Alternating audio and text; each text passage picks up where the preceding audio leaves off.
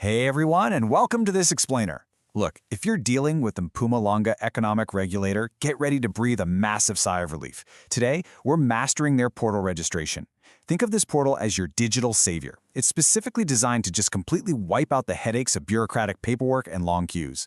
But, to unlock all those benefits, we got to get through the front door first. And that's exactly what we're going to do together right now. Okay, let's make sure we get the name absolutely right from the jump. It's pronounced M-E-R, Connect. You really want to clearly enunciate each individual letter, right? M-E-R. Building that immediate brand accuracy isn't just about semantics. It ensures you're always searching for, talking about, and accessing the correct official digital platform without any of the confusion. Okay, let's dive right into this. Here's our roadmap for today. 1. The entry point. 2. Account status. 3. User roles. 4. Details and verification. And finally, 5. Registration outcomes. It's short, manageable, and chronological. Let's hit it. Section 1. The entry point. So, think of me as your helpful IT guide standing right over your shoulder. Here we are at the main portal login screen. Now, your natural instinct might be to just start typing in those empty user ID and password boxes, but stop right there. Actually, scratch that, don't even look at them. If you don't have an account yet, those boxes are completely useless to you. Direct your attention to the bottom right of the login screen.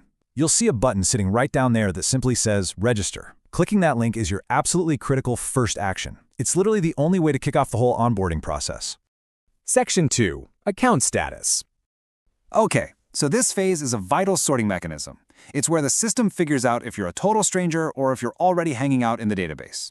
Before we start clicking wildly through drop-down menus, let's set a quick mental roadmap of the actual registration form flow.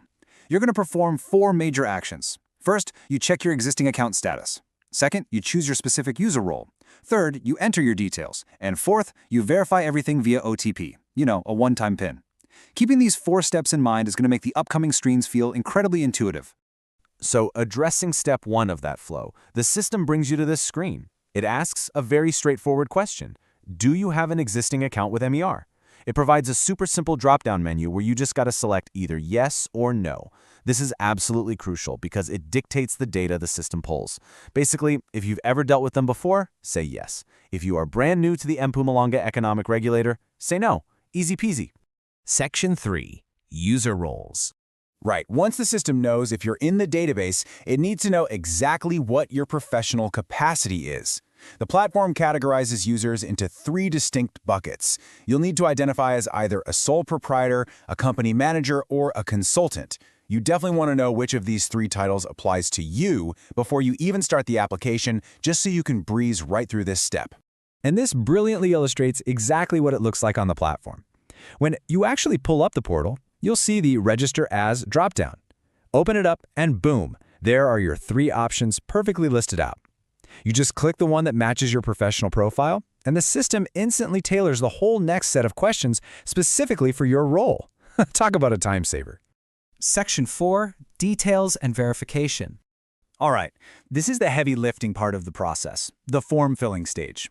Look, accuracy here is absolutely paramount. A tiny typo is the #1 reason people experience a bumpy onboarding.